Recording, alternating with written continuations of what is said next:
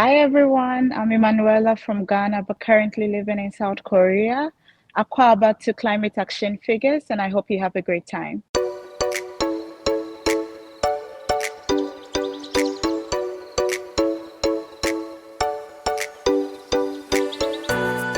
Hello and welcome to this week's edition of Climate Action Figures. My name is John Whidden, and this week on the show you get to meet Emmanuella.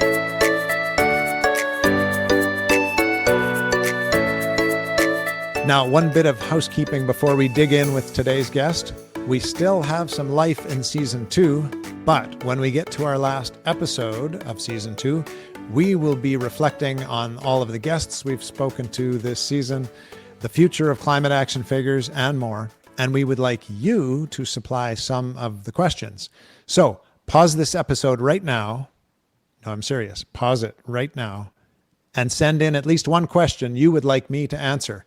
climateactionfigures@gmail.com, or you can connect with us on Instagram, YouTube, or Facebook. Get on it. We want to hear from you. This week's Quick Fix is brought to you by Sophia and her grandmother Bertha from Quebec.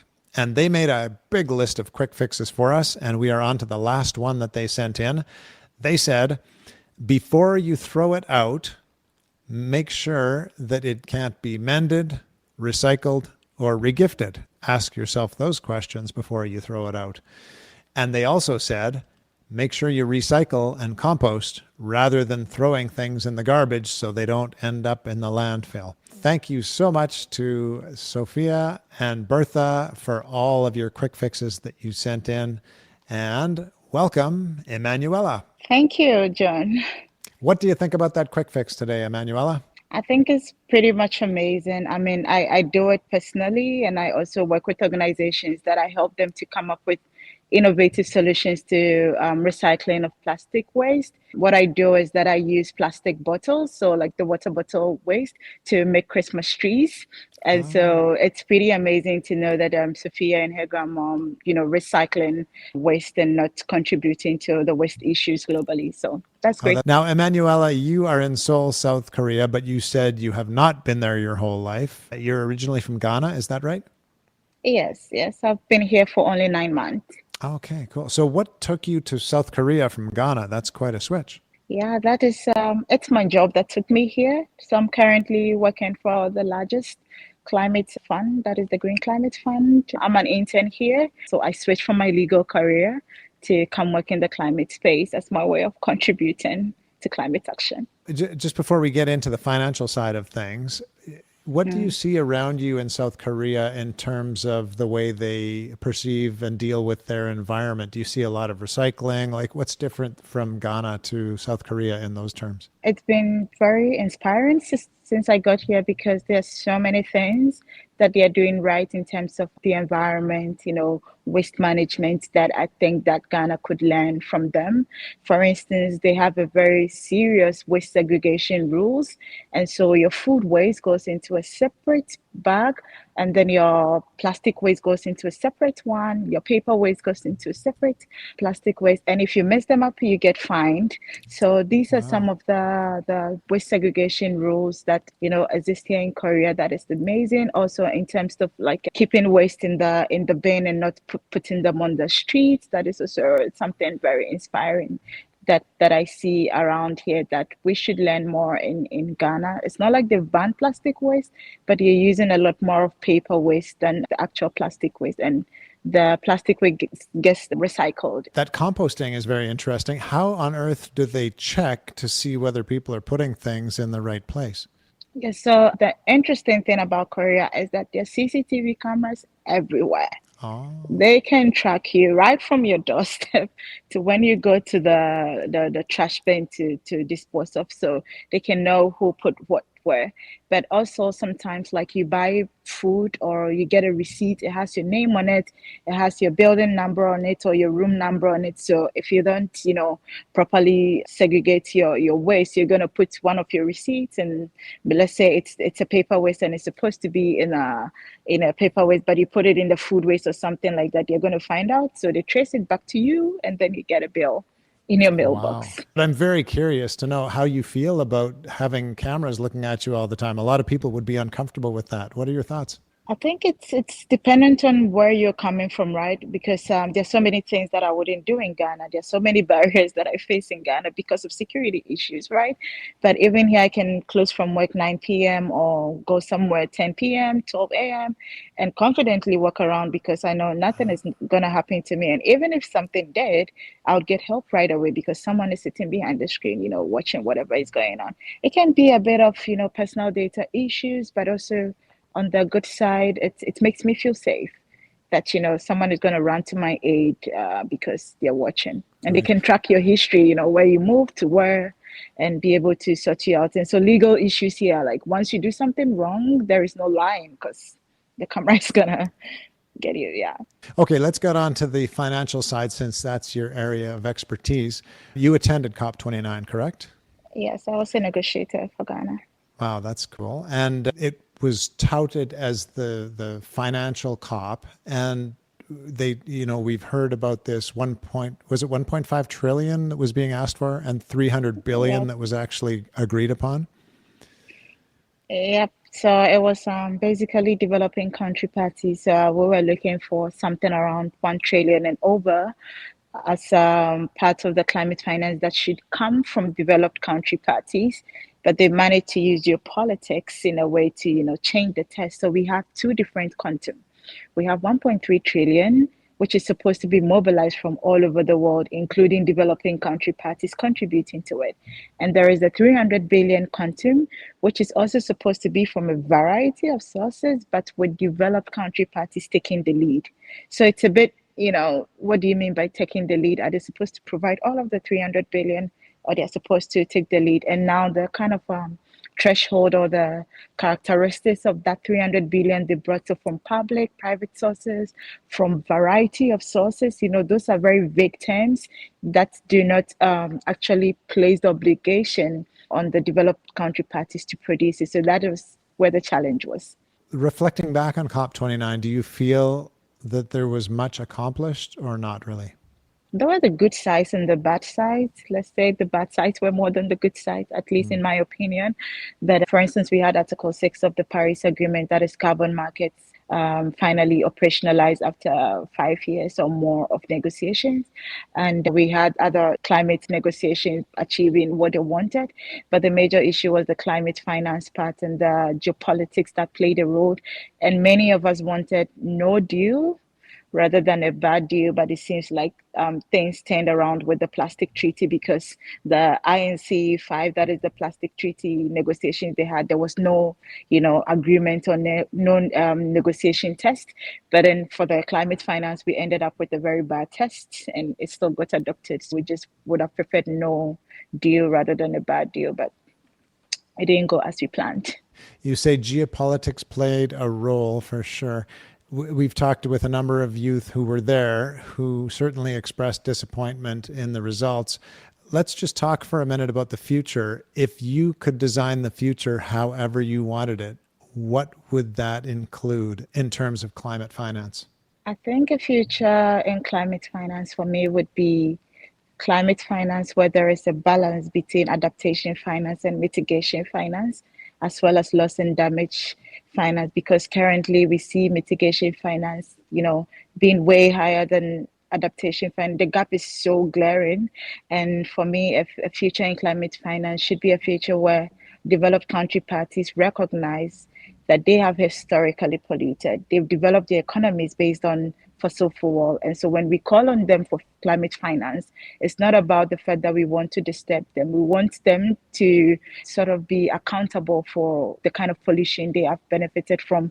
A future of climate finance is a future where everyone has access to climate finance, not a few 1%, not a few privileged countries, but all developing country parties, least developed country parties, as well as small island states. Everyone has equal access to climate finance. That, to me, is the future of climate finance that I want to see in the coming years. And let's just take a moment to define those terms. You said adaptation, mitigation, and what was the third one?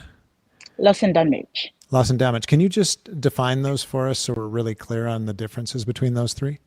Adaptation mainly is building your climate resilience. If countries experience the climate crisis and their current infrastructure and systems do not allow them to be resilient against climate change. And so you see the impact, being much harsher on some countries as compared to other countries that have the structures in place to be resilient to climate change. Some of them have early warning signals so they can prepare before the disaster happens, but some other countries do not have. So putting in those structures is what we call climate adaptation, building your resilience against the climate crisis. And then on mitigation is basically reducing our emissions because under the Paris Agreement, we want to stay between 1.5 degrees Celsius to 2 degrees Celsius. And for us to be able to do that, we need to move away from fossil fuel, reduce emissions, transition to renewable energies. To be able to do that, we need to come up with innovative projects that reduce emissions. And so that is mitigation. Loss and damage is basically when we cannot adapt to climate change, when we've done everything that we could, but we still face the climate crisis, the kind of impact that it has on our communities, the destruction that we face, the disasters that occur, and all of the damage that happens, we sort of quantify them and then you get reimbursed for those damages because it was out of your control. It was not your fault that those kind of damages happen. So if a farmer has an acre of maize farm and then there's flood and it gets destroyed, it is not his fault. So there are mechanisms put in place to ensure that they get that kind of reimbursement for the loss that has occurred, and then they can go back again to find an alternative source of living with that money or other sustainable agricultural practices. So that is the distinction between the three. All right, let's laser focus on Ghana because you know Ghana. If Ghana was to receive mitigation money, who would they receive the mitigation money from? The United Nations? It could be UN agencies or it could be the multilateral climate funds like where I'm working currently. It could be, from anywhere, honestly, from carbon market trading. Okay, so let's say they receive some of the mitigation money. What do you expect that would be used for in Ghana? I'm expecting it to be used towards our nationally determined contributions because every country, under Article 4 of the Paris Agreement, has to set their own NDCs. It's linked to the common but differentiated responsibility and respective capability principle because we know that yes, we are supposed to transition, but we need to do that at our own pace as a country because of our economic situation. And so we have our own NDCs, which has its own targets. And so we need to use that money towards the NDCs. Now, under our NDCs, there are certain focus areas that we really want to transition away from. So one of them is like the clean cooking space, because just like any other African country, we cook a lot with firewood because that is what we have available. And so as a mode of mitigating our greenhouse gas emission, using clean cooking fuels and technology is one of the major areas that money would be invested in. Another one is in our transportation industry because we depend on fossil fuel in our transportation industry. And so we need to invest that, moving away from diesel or fossil fuel powered vehicles to renewable energy powered vehicles, among others, and also greening our buildings. So solar energy or solar technologies is also one of the areas that we would invest that in, at least as a country. Now, Emmanuella, I live in Western Canada in a province called Alberta, where there is huge fossil fuel production. And our government here is very big currently on fossil fuel production. They want to go hard on it. They're not that concerned about cutting back. So I'm curious to know what the conversation would sound like between someone in our government and you. So I'll pretend to be our government and let's see what you say to them. So they might say, this is the basis for our economy. We need to produce fossil fuels because it gives everybody jobs here. It's our economic engine. Plus, we can't just cut back on fossil fuels because there's not enough renewable energy on Earth to power all the new, AI and everything else that's ramping up. So what do you say to that? Well, I think the position of Canada is quite similar to the position of many African countries, which I have a slight, opposition to that.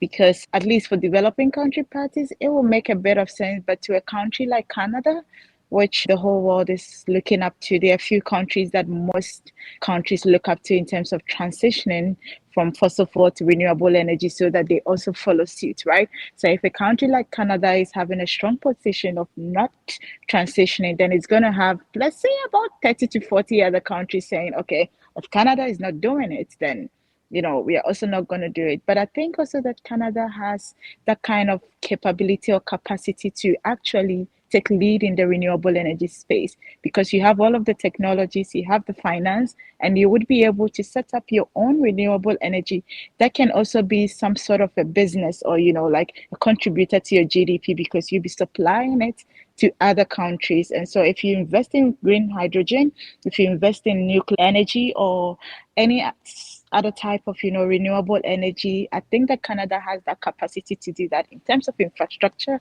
in terms of planning, in terms of policy wise. You can be able to do that, but also exporting that renewable energy. So there can be some trade-offs if they think about it carefully in terms of business wise and contributing to their GDP, whilst helping them to also transition from fossil fuel to renewable energy. Thanks for answering that question. And thanks for also knowing that that's not my position. My No, roof is I get it. covered with solar panels. So the sad thing is, I'm not encouraged to do it. But, anyways, great to hear your opinion on that. Now, I would love to pass along a few questions, Emmanuella, from our audience to you. Paul asks, did you feel that your voice and opinions were heard at COP29 and honored by the older delegates and the decision and policy-making politicians?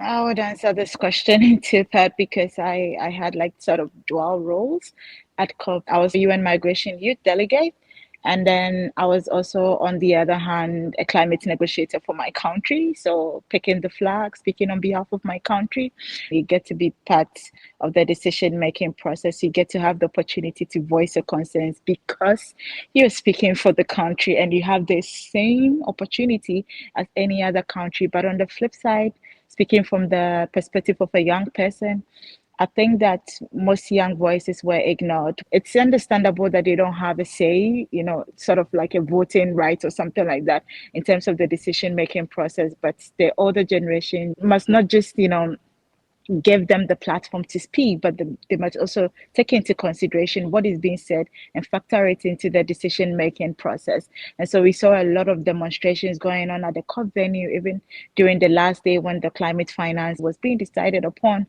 But all of these, protests, all of these, resistance to the bad deal that were being offered were ignored. And young people felt like we are given the opportunity to come here, but still our opinions are not being taken into consideration. We don't want just a table to sit at and be able to voice our opinions, but we want to see the end product of those opinions. Betty wrote in and asked a question that totally changes direction. She asks, how is educational curriculum in Ghana influenced your climate literacy? It was a bit different for me because I'm a lawyer by profession. And so right from my university, my degree was in law, and then I had my professional legal studies, and we did a bit of environmental law here and there, natural resource law, but nothing specific on climate change. So my climate advocacy, effort and then journey has mainly been my own personal effort through volunteering with different, NGOs that were championing one climate action projects or the other. Also, I had very resourceful people in my network who guided me, provided me with the opportunities. I've been in a lot of training programs, even climate negotiation programs, to sort of build my skills in those areas. Now, some universities have climate change programs in their undergraduate and master's program, and this is very encouraging for people who just don't want to do other things but want to go straight into studying climate change related courses. So that is super inspiring, but that was not my journey. But now young people in Ghana can choose that path in terms of having their degrees in climate change and also masters and even PhD programs in that topic. So most of the work environmentally was done on your own. Do you recall what that first big link was for you? Who brought you into the environmental frame of mind that you're in now? One friend of mine, I didn't really start off with environment, but it was like my first touch with sustainability. I just signed up as a volunteer in my very first year in university to volunteer for a program. And the topic of that program was to teach about the SDGs And so I had a friend who introduced me to that conference, and I talked with people and I got to know, okay, something like the SDGs is this, right? So from there, I volunteered for one organization to the other, sort of championing different SDGs. So girl child education, humanitarian efforts, beach cleanups, water project. I've been doing this for 7 to 8 years now. So the past 4 years, I've realized that I've been volunteering and working with organizations that were championing climate action. So that was where my full focus on climate action started from. It was my friend. She's called Maud Ewenam Fuga. She's in Ghana right now, and she's been an amazing person. She's the beginning of my journey in this process. Betty follows up with another question. Where do you get your climate or environmental information? News sites, websites, TikTok, Facebook? Where do you get your info from? One thing that I did was to follow a lot of inspiring people in the climate space on LinkedIn. So they share information there. So you see Vanessa Nakati, so many other people that are also like sort of youth voices or inspiring voices. Simon Steele, I really admire him a lot. So many of these public figures that I admire because they share their personal opinion. I also look for my information from the Nature Conservancies, their website, innovative, inspiring posts and also documents that they share. There is also Carbon Brief. Carbon Brief is very great, especially when you go for COP and you want to understand what is happening in the various negotiation rooms. They're also super supportive. And the Climate Policy Initiative, I use them when I need data on climate finance or renewable energy. So they're very good when it comes to data. And also I sleep on the CCC website because you want to go back to submissions from different countries, CSOs on particular subject matter. It's super helpful for me when I go there and look for what other people are saying on different topics. So those are where I get my climate information from. Just out of curiosity, each country has a variety of news sources, but we're in such a time when we're interconnected internationally. I can listen to BBC if I want or whoever. Do you find a news source out there for just general news stories that you find is very balanced in terms of not going too far one way or the other?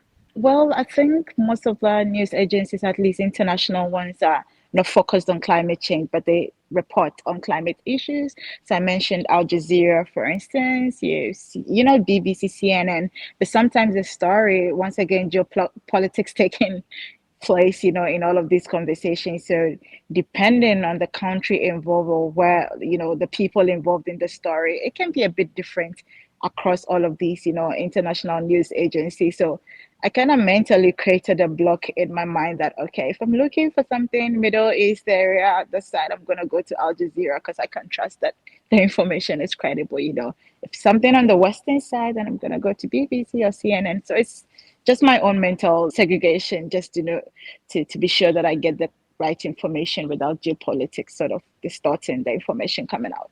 Well, that's great for us to hear. And I guess the rule we all need to live by is to have some balance, listen to different sources so we don't always hear the same thing over and over. Now, before we let you go, Emmanuella, we need to ask you about your climate action. So tell us what you've chosen today. What I do on a daily basis is to never go anywhere without my bottle. So I never do plastic bottles. Even if I get offered a plastic, bottle water, yeah, I sort of transfer it into my bottle. It's my own way of, contributing to this whole conversation around plastic waste. But on a more personal level, before I moved to Korea, I was also supporting a project in my NGO, Grand Hedge International, where we basically turn food waste, so anything that can generate alcohol, we turn these sugarcane, molasses, pineapple waste, we turn them into bioethanol fuel for clean cooking in Ghana, because I told you one of our major challenges is cooking with fossil fuel. And so that was an innovative project that me and my team came up with, and it's being funded by Mastercard Foundation. And so you're looking at one of the outputs of our clean cooking project. This is a special bioethanol stove, and then the liquid you're seeing is bioethanol fuel, which doesn't emit any carbon dioxide at all. It's all renewable, 100% renewable, and we are also dealing with the issue of waste to energy. So that is my little innovative ways of contributing to climate action. And tell us today, Emmanuella, what gives you hope? What gives me hope basically is to create a future for not just myself, but my children unborn and generations unborn, to give them that opportunity to experience nature as we are doing now, to have the opportunity to choose to go to the beach, to choose to be in a forest area, to choose to enjoy nature without, being denied that kind of opportunity. And if we go the business as usual, as we are going now, we're going to lose any sort of nature that we have. And future generations will grow up not knowing certain kind of special species that existed in the world, or what young people 30 years ago used to do, like going to the beach or enjoying nature. And so that is my hope, to keep climate action going forward, to leave a future for a generation unborn where it is sustainable, where it's void of polluted air, and where everything is clean. Powerful words from a young woman who is going places. I am certain about that. And we just thank you so much for being here. If you're not watching on YouTube, you probably don't know that it is pretty clear that Emmanuella's in her workday. She's taking this chunk of her workday to spend a little time talking with us and giving her perspective. So we thank you so much for being here with us today, Emmanuella. Thank you so much, John. Thanks for having me. And thank you to our thoughtful audience. I say that because, as you know, we get some really great comments, questions, especially on YouTube. So keep those coming. We love to hear from you. We will be back again next Tuesday to hear from another great climate action figure. Until then, go figures. Did I get that right? That was perfect.